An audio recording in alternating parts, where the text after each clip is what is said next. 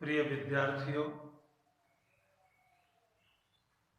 आज हम आपको हिंदी साहित्य जगत के प्राणाधार गोस्वामी तुलसीदास के विषय में उनके संक्षिप्त जीवन पर प्रकाश डालेंगे। आशा है आप लोग सुनेंगे और लाभान्वित होंगे। गोस्वामी तुलसीदास का जीवन, उसके विषय में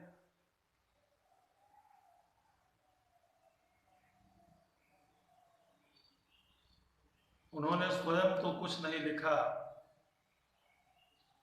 लेकिन जो जानकारियां मिलती हैं, भिन्न भिन्न क्षेत्र के विद्वानों ने उन्हें अपने यहाँ का होना स्वीकार किया है और मान्यता दी है। जैसे कुछ विद्वान इन्हें सोरो जनपद, सोरो नामक स्थान पर एटा जिले में मानते हैं। कुछ विद्वान इन्हें बांदा जिला मानते हैं। लेकिन जो प्रमाण प्राप्त हुए हैं, उसके आधार पर गोस्वामी तुलसीदास की जन्मस्थली गोंडा जिले के संगम सुकर क्षेत्र में स्थित राजापुर नामक ग्राम में पाया जाता है। गोस्वामी तुलसीदास के जन्म के विषय में बहुत सी किंवदंतियां हैं, लेकिन हम उनको केवल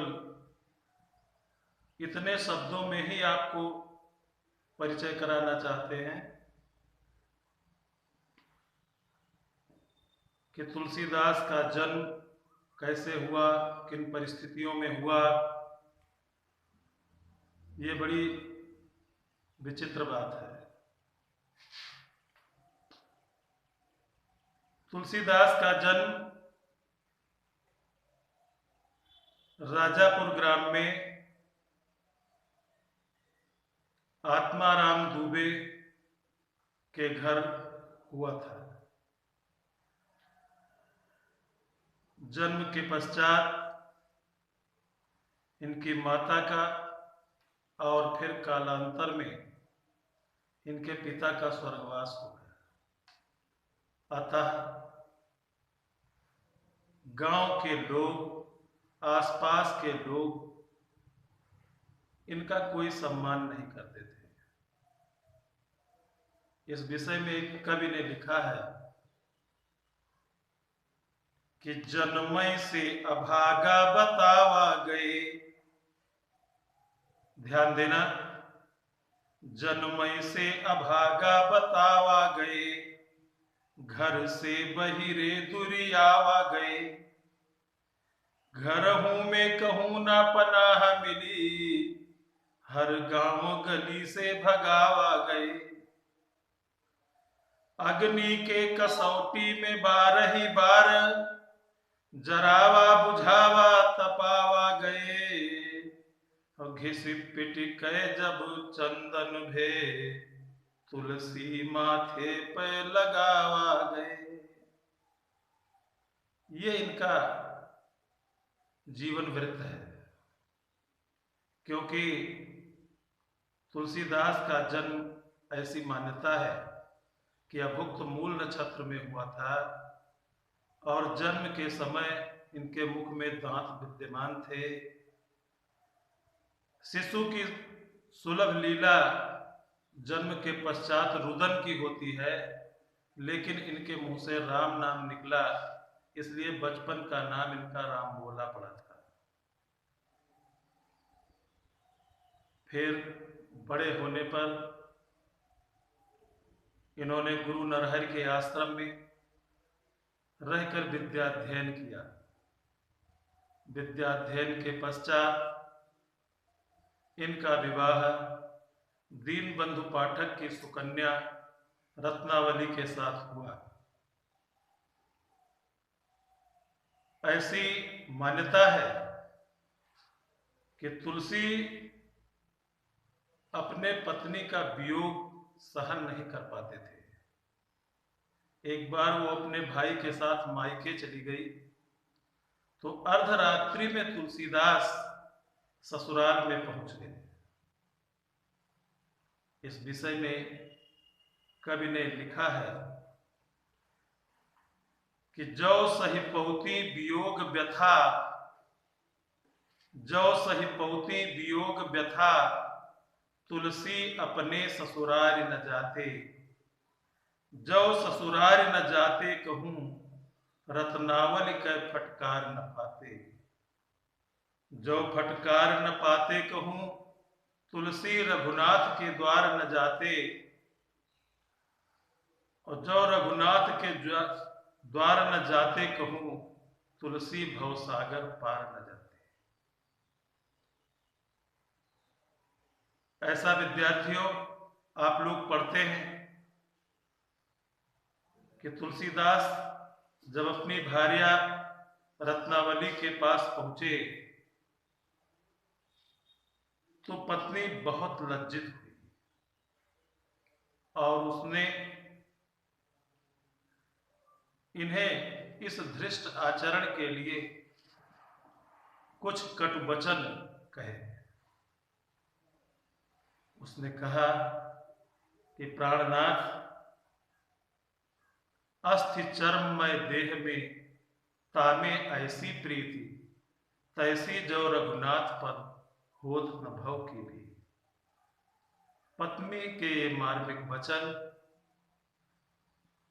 ने तुलसी के हृदय पर गहरा आघात पहुंचाया और वहीं से उनके अंतर्मन में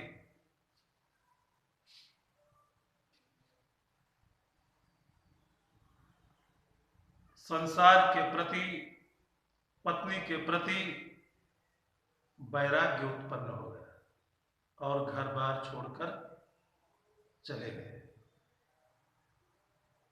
इस संबंध में यह भी कहा जाता है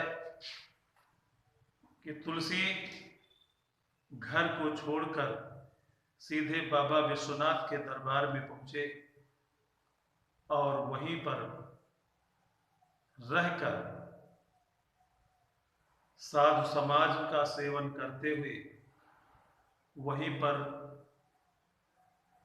रामचरितमानस की रचना का प्रारंभ किया। तुलसीदास ने रामचरितमानस और अपने अन्य ग्रंथों से समाज का जो उपकार किया है वह अवर्णनीय और अति श्लाघनीय है। इस संबंध में कहा गया है